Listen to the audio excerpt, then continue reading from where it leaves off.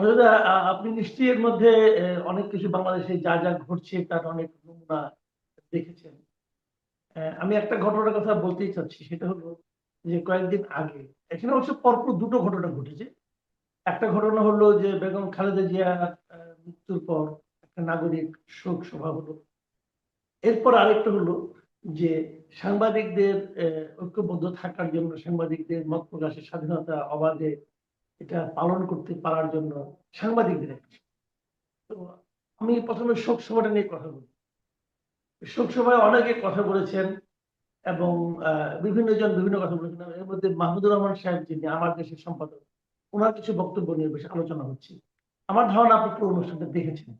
আপনার ওইটা নিয়ে একটু মূল্যায়ন করেন পুরোটা নিয়ে। আহ নাগরিক শোক সভাটা খুব মানে আপনার আমার মনে হচ্ছে গোছানো ছিল, এবং তারা সর্বস্তরের বুদ্ধিজীবী মানুষদেরকে আমন্ত্রণ জানিয়েছিলেন। তো সেখানে সবচেয়ে মজার বিষয় হচ্ছে মাহমুদুর রহমান যখন বক্তৃতা দিতে উঠলেন, তিনি বললেন যে আমাদের ইতিহাসে পাঁচজন জনপ্রিয় নেতা আছেন। তো পাঁচজন জনপ্রিয় নেতা কে কে, আমি তো কান খাড়া করে শুনছি। ভদ্রলোক বুদ্ধিমান মানুষ, নিজের পাতেও ঝোল টেনেছেন, না বলেও পারছেন না। বলছেন যে আহ, স্বাধীনতা পূর্ববর্তী সময়ে শেরে বাংলা ফজলুল হক, তারপরে আপনার মৌলানা ভাসানী এবং শেখ মুজিবুর রহমান। উনি তো বঙ্গবন্ধু বলবেন না, শেখ মুজিবুর রহমান। আর স্বাধীনতার পরে উনার ভাষ্য মতে দুইজন ভীষণ জনপ্রিয়, একজন হচ্ছেন জেনারেল জিয়াউর রহমান সাহেব, আরেকজন হচ্ছেন খালেদা জিয়া। তো মূল কথা হচ্ছে তার কাকে পছন্দ, তিনি কাকে নেতা মনে করেন, তার জন্য তো আর ইতিহাস থেমে থাকবে না। কিন্তু যেটা সবচেয়ে মজার বিষয় আমার লেগেছে, তিনি যদি শেখ মুজিবুর রহমানকে জননন্দিত নেতা মনে করেই থাকেন, তাহলে রাত দিন তার বিরুদ্ধে বিষোদ্গার এবং খেয়াল করেন সময়সীমাটা বলছে মানে স্বাধীনতার আগে, মানে স্বাধীনতা পর্যন্ত শেখ মুজিবুর রহমান বঙ্গবন্ধু একজন নেতা, আমার ভাষায় বঙ্গবন্ধু। তো আপনি যদি তাকে সেরকম জনপ্রিয় নেতা মনে করেন, তার সবকিছু কালিমা দিয়ে ঢেকে দেওয়া এবং তাকে অপমান করা, রীতিমতো নিয়মিত তাকে হেনস্থা করা, তাকে এবং তার সৃষ্টিকে, তার সৃজনকে, তার বাড়িকে, এগুলোতে মদদ দেয়া, এটা কি ঠিক? এটা তো ঠিক হতে পারে না। দেখেন, এক নম্বর স্ববিরোধিতা। দুই নম্বর স্ববিরোধিতা, যেটা আমি খুব মজা পেয়েছি আপনার, যে একটা কথা আছে না, আপনি আচরি ধর্ম পরকে শিখাবে। উনি শেষ করছেন, বলছেন আমি শেষ করব তারেক রহমানের জন্য রবীন্দ্রনাথ ঠাকুরের কবিতা দিয়ে, তোমারও পতাকা যারে দাও তারে বহিবারে দাও শকতি। কিন্তু চালাক মানুষ তো পরের লাইনটা বলে নাই, পরের লাইনে আছে অন্তরে তার বল দাও প্রাণে দাও ভকতি। ভকতি বললে তো উনার উনার তো জায়গা নড়ে যাবে না, এই জন্য ভকতিটা আর বলে নাই, শকতি পর্যন্ত। কিন্তু আমার প্রশ্ন হচ্ছে, মনে আছে বি চৌধুরীর কথা, বদরুদ্দোজা চৌধুরীর কথা? এই রকম উনি টিভি শোতে এসে যা তা বলতেন, আওয়ামী লীগের বিরুদ্ধে, হিন্দুর বিরুদ্ধে, ভারতের বিরুদ্ধে। কিন্তু দেখা গেল তাকে যেদিন জিজ্ঞেস করা হলো যে শেষ কথা, যে আপনি একটা গান করবেন, কিন্তু উনি বলছেন আমি কি গান জানি? বলছেন আপনি ভালো গান, আপনি একটা গান করবেন। উনি আমাদের অবলীলা হেমন্তের গান শুনিয়ে দিয়েছিল। তার মানেটা কি? এরা বিরোধিতাটা রাখে আমজনতার জন্য, আর নিজেরা চর্চা করে হেমন্ত রবীন্দ্রনাথ। এটাই তো প্রমাণিত হলো, তাই না?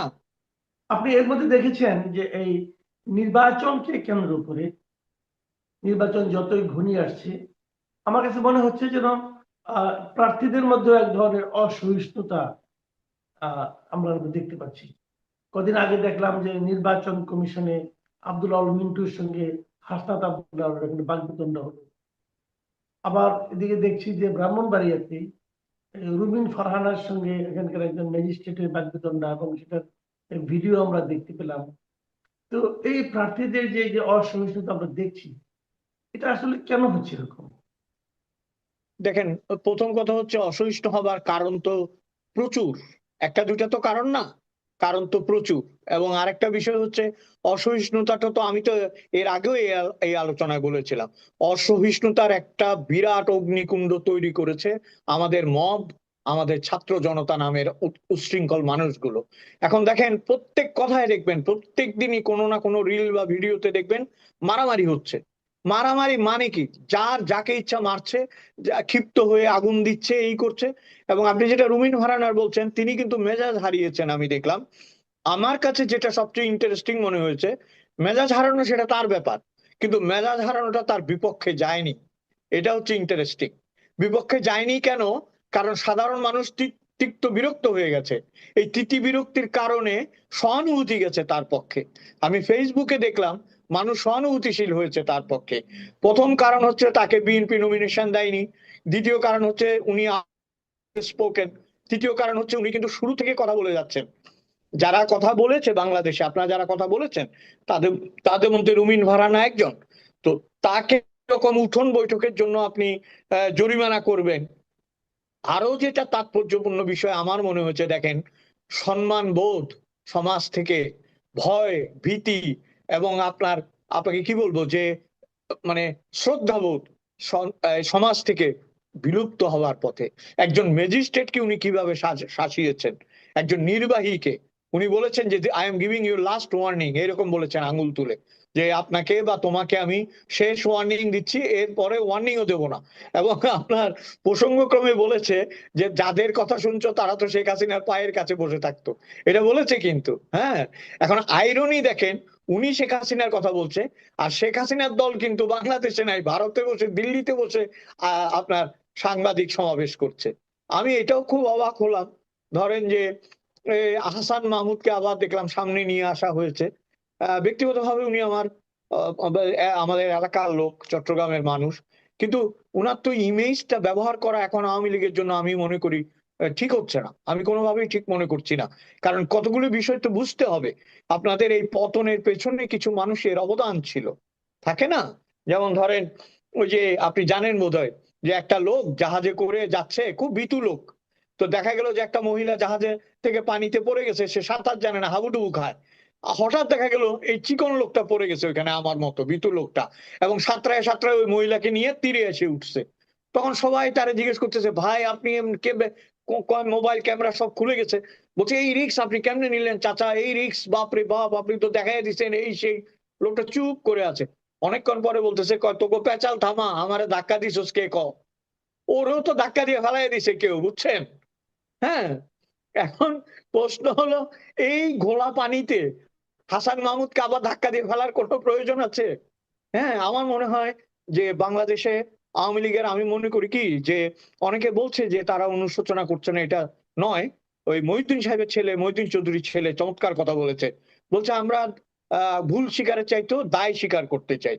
এই ধরনের যৌক্তিক কথাবার্তার ভেতর দিয়ে তাদের আসা উচিত।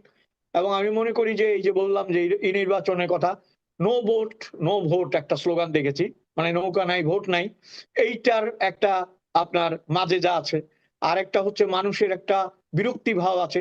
সব মিলিয়ে রুমিন ফারহানা শক্তি পেয়েছেন এবং সেই শক্তিতে তিনি গর্জে উঠেছেন।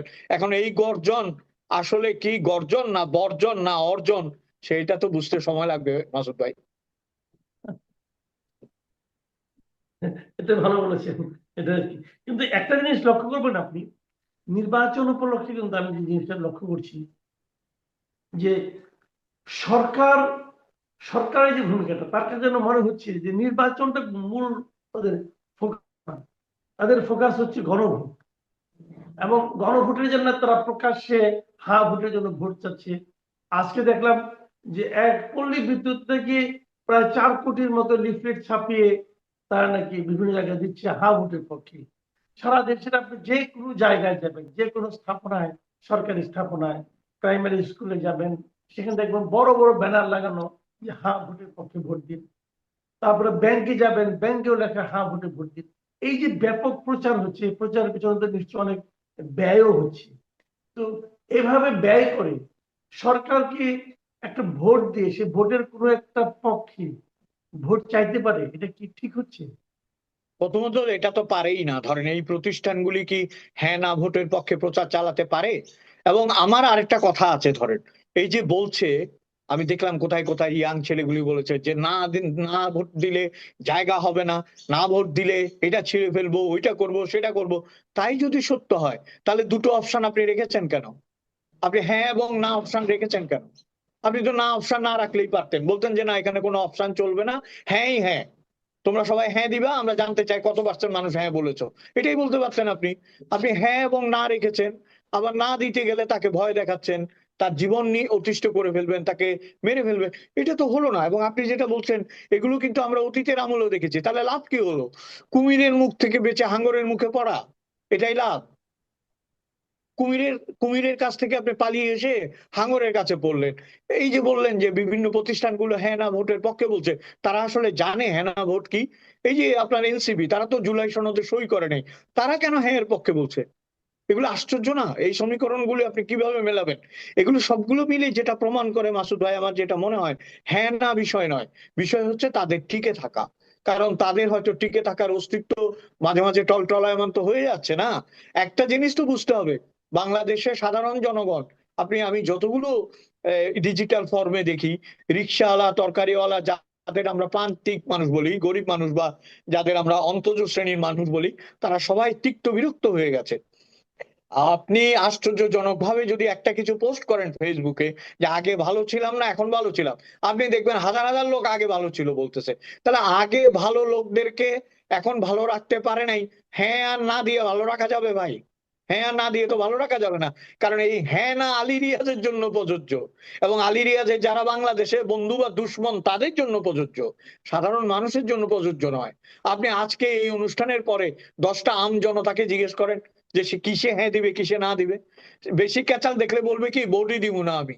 এবং আমার মনে হয় এরা চাচ্ছে এইসব ক্যাচালে ভোটই না দিক, তাদেরই এজেন্ডা বাস্তবায়িত হোক, হয়তো এটাই হতে পারে। এই যে নির্বাচনের আগ মুহূর্তে এসে আমরা এক ধরনের মানে আপনার মেরুকরণ দেখছি। মেরুকরণটা এই অর্থে এতদিন দেখলাম যে জামাত ইসলামের সঙ্গে ইসলাম পছন্দ অথবা ইসলাম নামধারী এরকম দলগুলো মিলে 11টা দল মিলে একটা জোট। এখন দেখছি সেখান থেকে একটা বড় অংশ ইসলামী আন্দোলন বাংলাদেশ তারা বেরিয়ে গেছে। তারা বলছে জামাতের সঙ্গে তাদের নাকি নীতিগত বিরোধ, জামাত নাকি আসলে ইসলামী দলই নয়, এরকম কথাবার্তা বলছে। তো এই নীতির বিরোধ তো জামাত নতুন করে তৈরি করেনি, জামাতের তো এটাই নীতি, সবাই জানে। এখন হঠাৎ করে তারা কখন বুঝতে পারলো, কেন বুঝতে পারলো, বুঝে আবার সরে গেল। সরে যাওয়াতে জামাতের কি লাভ হলো না ক্ষতি হলো, ইসলামী আন্দোলনের কি লাভ হলো, কার লাভ হলো? কেউ কেউ বলছেন এতে নাকি বিএনপি লাভ হচ্ছে। তো এই বিষয়টাকে আপনি মানে কেমন দেখছেন? দেখেন, এই প্রথম কথা হলো, যেখানেই ধর্মের গন্ধ আছে সেখানে আমি কথা বললে বিপদ না? এমনিতেই তো সংখ্যালঘুরা বিপদে আছে দেশে। কিন্তু এগুলি আসলে ধর্ম টর্ম না। আপনাকে আমি বলি, এগুলি কোনো ধর্ম কিছু নাই। এগুলো এগুলো হচ্ছে ধর্মের নাম করে ভোট এবং পাওয়ার। এখন কোথাও আসন বন্টনে হয়তো ভুল বোঝাবুঝি হয়েছে, হয়তো বা ধরেন তারা যা চেয়েছে তা পায়নি, এবং তারা মনে করছে যে আমি এখন এখানে, আমি সবসময় একটা কথা বলি, আপনি কি ভারত বা এরকম বড় দেশের স্পিকার হবেন না ভুটানের প্রধানমন্ত্রী হবেন? এরা ভুটানের প্রধানমন্ত্রী হতে চায়। আমি ছোট হব কিন্তু আমি প্রধানমন্ত্রী হব, আমার দল হবে, আমি নেতা হব। এরকম হাজার হাজার দল আছে না, খালি এদেরকে দোষ দিব কেন? আপনার এই যে কি নাম, সাকি, সাকি টাকি, এরা যারা আছে, এদের কোনো লোকজন আছে বাম দলগুলির? কিন্তু ওরা কেউ প্রেসিডেন্ট, কেউ সেক্রেটারি, ও একটু গণভবনে বঙ্গভবনে যায়। যাই হোক, এটা আমি শেষ করি। সেটা হচ্ছে এখানে আমি আদর্শগত কোনো বিরোধ দেখি না, এবং আদর্শগত কোনো বিরোধ নেইও। এগুলো হচ্ছে সেপারেশন অফ ইমোশন, ইমোশনের সেপারেশন। এবং এটা স্বামী স্ত্রীর মধ্যেও ভুল বোঝাবুঝি হয় কিন্তু। হ্যাঁ, অনেকদিন রাগ করে থাকে, কথা বলে না, খাওয়া দাওয়া করে না, ধরেন এগুলি তো আমরা পার হয়ে আসি না? এবং পরে এক সময় দেখবেন যে একটা ভালো একটা আতরের শিশি আনলে মন তো মন গলছেই, সবকিছু গলে যাবে। তো আতর দিয়েই ঠিক এটা সমাধান হয়ে যাবে। এর মধ্যে যদি বিএনপির কোনো লাভ হয়, সেটা হলো মানে আপনার কি বলবো, যে আতরেও হয়তো অন্য কোনো গন্ধ থাকতে পারে, এরকম আর কি। কিন্তু এটা বাইপোলার। আতরের সমস্যা, অন্য সমস্যা না। আচ্ছা আচ্ছা আচ্ছা। যে আমি আলোচনাটা শেষ করি, এটা আপনার চোখে পড়েছে কিনা আমি জানি না। কালকে আমি একটা সোশ্যাল মিডিয়ায় একটা ভিডিও দেখলাম। সেই ভিডিওতে একজন নারী, সম্ভবত শোবিজের কেউ হবেন, মডেল হতে পারেন অথবা অভিনেত্রী হতে পারেন, জানি না। তো উনি বলছেন যে উনি জামাতকে ভোট দিবেন, উনি চান যে জামাত আসুক, কারণ জামাত এলে দেশটা নাকি ঠিক হবে। তখন একজন সাংবাদিক তাকে প্রশ্ন করলো, আপনি যদি জামাতকে আসতে যাচ্ছেন, জামাত আনলে তো আপনার এই যে পোশাকটা পরেছেন এই ধরনের পোশাক আপনি পরতে পারবেন না। তিনি বলছেন পরবো না, তারপরে দেশটা ঠিক হোক। তো ওনাকে আবার পরে জিজ্ঞাসা করা হলো যে আপনি জামাতের কোন দিকটা আপনার ভালো লাগে? তিনি জবাব দিলেন, আমার জামাতই ভালো লাগে, কোনো দিক ঠিক নাই, পুরো জামাতটাই ভালো লাগে, জামাত আসলে দেশটা ঠিক হবে। তো এটা নিয়ে অনেক অনেক কথা বলছে, কিন্তু আমার যে বক্তব্যটা আপনার কাছে, এটা হলো যে এই মহিলা এই কথাগুলো বলছেন কেন? উনি কি কোন রকম ভাবে পেইড হতে পারে, অথবা উনি কি দেশের জামাত ছাড়া অন্য অন্য দলগুলির কর্মকাণ্ড নিয়ে বিরক্ত, অথবা উনি কি জামাতের প্রতি আকৃষ্ট হওয়ার পিছনে কি, যদি জামাতের প্রতি আকৃষ্ট হতেন তাহলে তো তার জীবন আচরণেও তো ওই ধরনের কিছু একটা থাকতো, তা কিন্তু দেখা গেল না। তো এটার পিছনে কি মনস্তত্ত্ব কাজ করতে পারে বলে আপনার মনে হয়? একটা হতে পারে, ধরেন একটা হতে পারে আপনি যেটা বলেছেন যে অনেকেই বলছে এটা যে আমরা তো একেও ভোট দিছি, ওরা আমল দেখছি, এরা আমল দেখছি, এবার একটু জামাতের আমল দেখি। এই সরলীকরণে তো আর রাজনীতি চলে না, দেশ চলে না। কিন্তু মানুষের আবেগ তো হতে পারে এরকম। আরেকটা হতে পারে ভীতি থেকে বলছে, ভয় থেকে বলছে। কারণ এখন তো ভয়ের একটা জায়গা আছে, তাই না? এটা বলে সে হুম। নিরাপদ থাকছে। কারণ আপনি যেখানে বলছেন সেখানেই আমি এর গন্ধ পাচ্ছি। উনি যদি সত্যিকার অর্থে ওই আদর্শে বিশ্বাস করতেন, উনার পোশাক থেকে আরম্ভ করে আপনি যেগুলো বলছেন এগুলো তো পরিবর্তিত হয়ে যাওয়ার কথা, তাই না? সেটা পরিবর্তন না করে উনি যখন এভাবে বলছেন, তার মানে উনার ভেতরে একটা ভয় আছে। ভয়টাকে কাভার করার জন্য আপনার উনি এই ধরনের কথা বলে জামাতকে প্রশংসা করছে।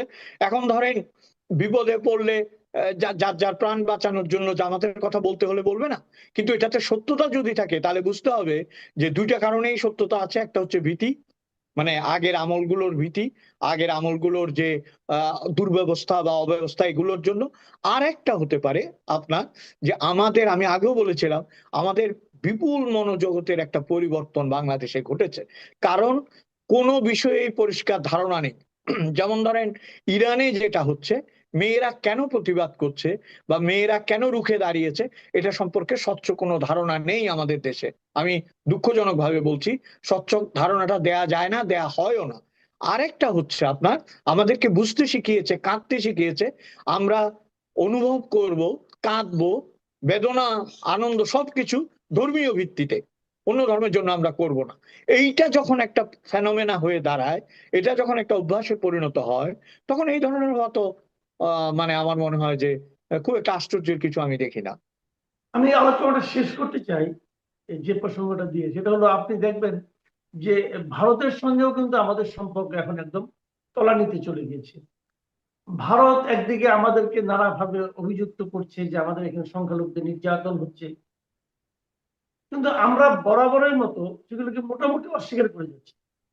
যখন তারা দু একটা ঘটনার কথা উল্লেখ করছে আমরা বলছি হ্যাঁ ওটা তো আমরা বিচার করছি, আমরা তো ওখানে 10 জনকে 12 জনকে অ্যারেস্ট করেছি, এগুলো করছি। কিন্তু এই অ্যারেস্ট করাই কি সমাধান, নাকি সে ধরনের ঘটনা ঘটতে না দেওয়াটা এটাই সবচেয়ে বড় গুরুত্বপূর্ণ বিষয়? আপনার কি মনে হয় এই ঘটনাগুলো আগামী নির্বাচনে প্রভাব ফেলতে পারে? আসলে দেখেন, এটা তো মানে সম্পর্ক যে তলানিতে চলে গেছে এটা তো বোঝাই যাচ্ছে।